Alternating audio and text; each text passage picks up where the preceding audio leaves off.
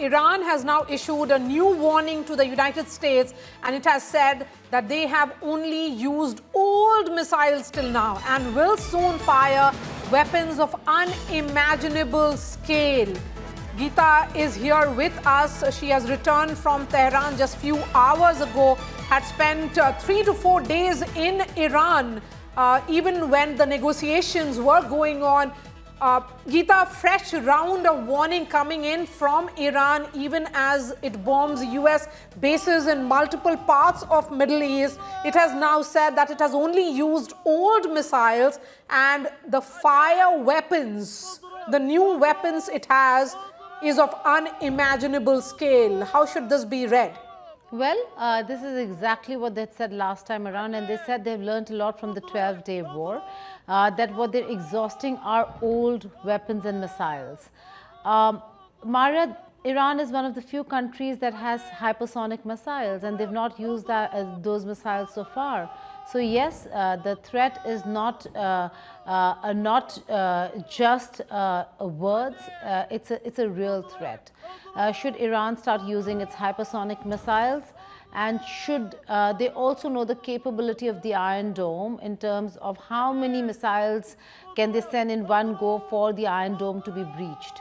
So apart from the fact that US bases in and around Middle East, what we also call West Asia, just apart from the fact that they will be coming under attack, that there is going to be a plan to breach the Iron Dome in Israel, and that's a serious threat. So what are we looking at? We're looking at intensification and escalation in the next 24 hours, and after that both sides will have to step back a little and see whether if this escalation can continue and sustain, and for how long is that going to be, because Iran is not known to be a country that gives in or gives up.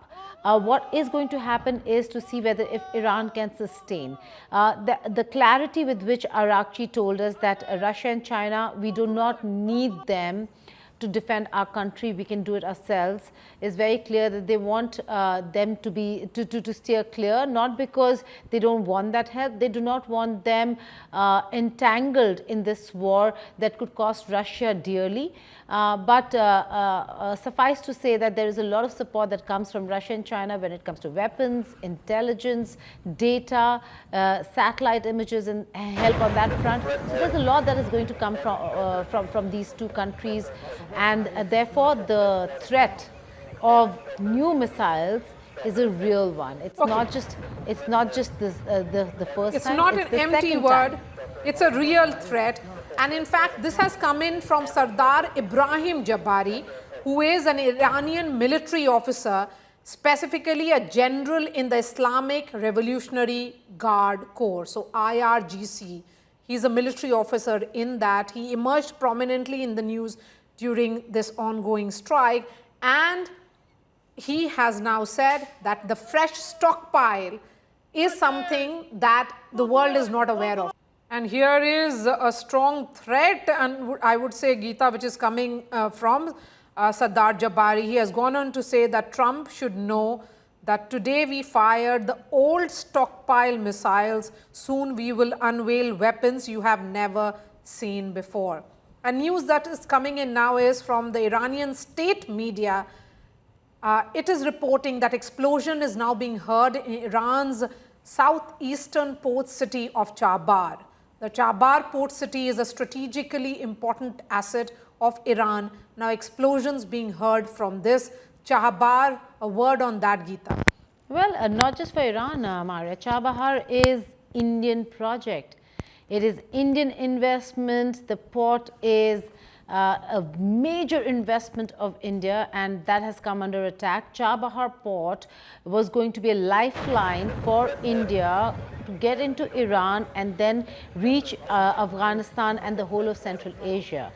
I asked him about the Chabahar port as well, and the fact that in this union budget, this year's union budget, yes, the Chabahar project was kept out, which means the Indian government had done its assessment on whether they should remain in Chabahar or not. The fact that there was going to be no carve out or waiver from America on Chabahar this time around is probably the reason why the Indian authorities did not deem fit to continue the investment. The agencies and companies that were involved in Chabahar have operations worldwide, and they knew that if they continue with Chabahar, then they will come under sanctions in other parts of the world as well, and they lose a lot of business. So a critical port infrastructure, very, very important to India and for India today, has taken a major hit, it seems. Those are reports that are coming in. Explosions have been heard. We do not know the real extent of damage at this point in time. That's one explosion that has been heard and is being reported.